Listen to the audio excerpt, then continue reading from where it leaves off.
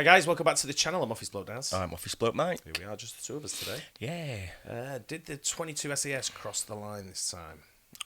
Love the SAS. They're a good. Yeah. What a unit. SAS. We've got a couple of people on the TV who are I think ex-SBS. Two of them, aren't they? Middleton, that's right. Yeah. And the other guy, I can't remember the other guy's name. He goes by a nickname. Yeah, name escapes me. Yeah, same. But he's mental. Yeah. Isn't he? It's just, the mental capacity of these guys, so the things that they do and they go in, the places that they go into and stuff like that. I mean, I literally don't know how they do it. Obviously, the training is absolutely exceptional, isn't it? But, yeah. One of my mates got me on the phone one day with one of the top SAS commanders. Oh, yeah. Who was retired, but he's still based down in Hereford. And I asked him if he wanted to come and chat with us on a podcast sort of thing, and he said, yeah, he'd be up for it. Never happened. We just never followed through with it. I guess he was busy and he's quite far away sort of thing, and we just never got time to do it. Yeah. But maybe it's something we could, that'd be a great podcast, that though, wouldn't it? That'd be so interesting, it really would. Yeah. But I was only wanted to talk about what he does now. Yeah. Wasn't really interested in, I mean, not on air, it was more like, he'll tell me, I guess he can't tell you a lot anyway. Things in the past that probably have to be pretty sort of like... Yeah. So I just wondered what he was doing now because he was retired. Yeah. Sort of thing. But it'd be interesting, wouldn't it, being in SAS, what you're doing now, sort of thing. Even when they retire, they all still sort of like congregate down in Hereford. Yeah. Quite regular. Right, okay. So even the retired ones. They're all sort of like still the same. They all know each other. Yeah, still meet up and stuff like that. Yeah. I guess you would though, wouldn't you? Because I mean, I think, obviously they make some really, really good friends there, don't you? Like friends for life, aren't they? Because the things that they go through, I mean... Putting your life in there, putting your life in your mate's absolutely, hands, just got that, and the trust between these guys is absolutely immense, isn't it? Yeah, but this is Who Dares Wins. Which is their motto. So let's get into it. Who dares wins. That's not just a motto, it's a way of life for the British Special Air Service. It's what separates warriors from politicians, men of action from men of words. And in 2005, when two SAS operators were captured, beaten, and paraded on Iraqi television, the SAS had a choice. Wait for politicians to negotiate their fate or take matters into their own hands. Target! It all started on September 19th, 2005, when two undercover operators, known only as Griffiths and Campbell, were deep in Basra, Iraq, on an MI6-sanctioned mission. Posing as civilians, they were tracking a corrupt Iraqi police commander linked to an Iranian-backed Shia militia. The city... Wait, you get police commanders in Iraq that are corrupt? No. It was a powder keg. British forces had recently arrested another high-level police official, and local officers, many loyal to Hezbollah, were seething. Then, disaster struck. The two SAS men were stopped at a checkpoint run by the same corrupt Iraqi police they were investigating. They tried to talk their way out, but tensions were high. The officers reached for them. Bad move. The operators opened fire, wounding two of their attackers before making a break for it.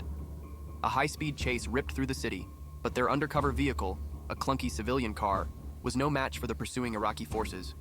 Realizing they couldn't escape, they tried diplomacy one last time. They laid down their weapons and surrendered. The Iraqi officers swarmed them, beat them bloody, and hauled them off to Al Jamiat police station, a well-known hub for insurgent activity and torture. Hours later, their battered faces appeared on local television, accused of being spies and murderers. Two British soldiers have been arrested by the Iraqi authorities in Basra tonight after apparently firing at police. Angry scenes erupted as crowds, hurling rocks and petrol bombs, attacked a British armoured personnel carrier. One soldier was engulfed by flames as he escaped. The Ministry of Defence said it was trying to get access to the two servicemen, but refused to confirm reports that they were Special Forces personnel working undercover. In Baghdad, the 22nd SAS Regiment didn't waste a second. They knew their brothers were in the hands of Hezbollah-linked police, who had a reputation for handing prisoners over to Shia death squads. A rescue mission was obvious, but the British government hesitated. The orders from London were to literally do nothing. Wow. The brass worried about diplomatic fallout. They wanted to avoid provoking local Iraqi leaders.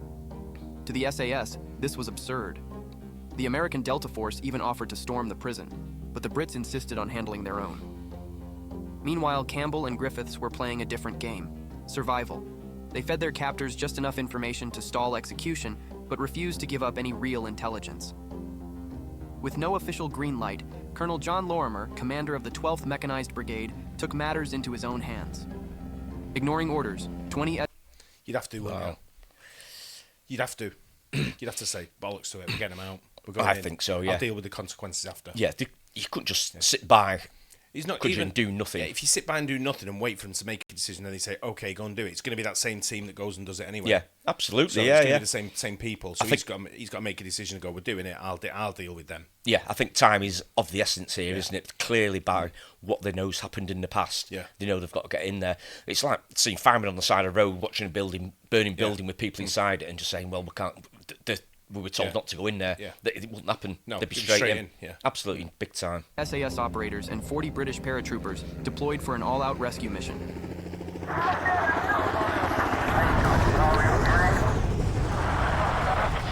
First, they stormed the police station. British armored units surrounded the complex, blocking off any potential reinforcements.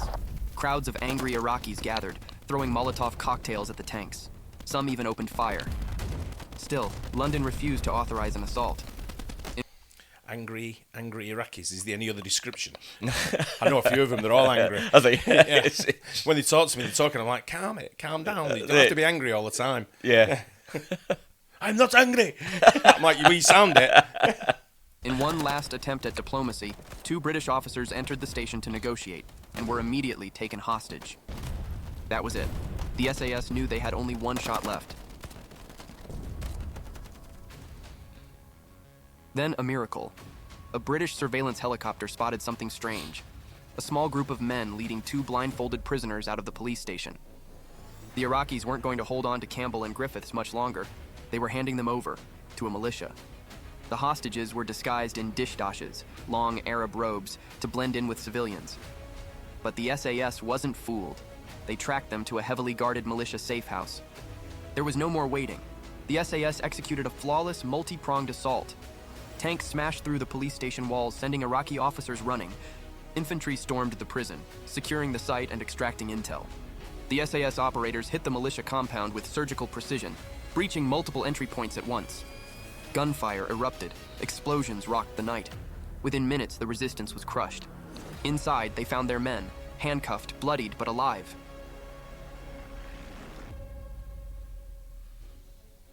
The mission was a stunning success, but back in London, the political fallout was just beginning. Technically, the SAS had gone rogue. The order was only to secure the area, not attack. But when the entire SAS threatened to resign, the government had no choice but to back the operation. No hesitation, no regrets, because in the end, who dares wins. Did the British government make the right call, or should they have let the SAS handle things from the start? Let us know in the comments. If you'd like to learn more about the heroes of the British Special Air Service, I think it's one of them where you'll let them deal with it themselves. They're the ones on the front line. Politicians talk enough shit we have to deal with. Well, exactly, yeah. They can, I mean, they've got to deal with the consequences after it, but, I mean, when you've got personnel that have been captured like that, especially people from the SAS, you've got to go in and get them, haven't you? They don't all capture. They don't capture prisoners of war and deal with it like in the what's the convention? The Geneva Convention. They don't look after them in that against them laws. They do whatever the fuck they want. Yeah, exactly. And I think this was at the time where, like I said, they were handing them over to death squads where they were doing, basically they were murdering them, weren't they, as well? Which could have happened at any time. So, you just can't hang about. You can't wait for like weeks of diplomacy to sort of like ensue.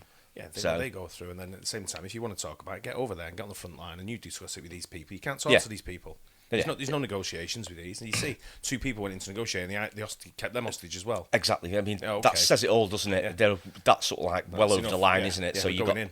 Yeah, they're not sort of like following any rules themselves, are they? Geneva Convention, things like that. I also like the comment he made in there. I think we reacted to something along these lines a while back. Maybe the same story, but I like it when they said Delta Force offered to go in and get them as well. And I think they work very closely with each other anyway. Oh, I guess so. Special forces across a few nations work very closely. But these guys, Delta Force, I mean, they've got the same mentality, haven't they? We're absolutely 100%. Years ago, I met a guy and he was very, very quiet.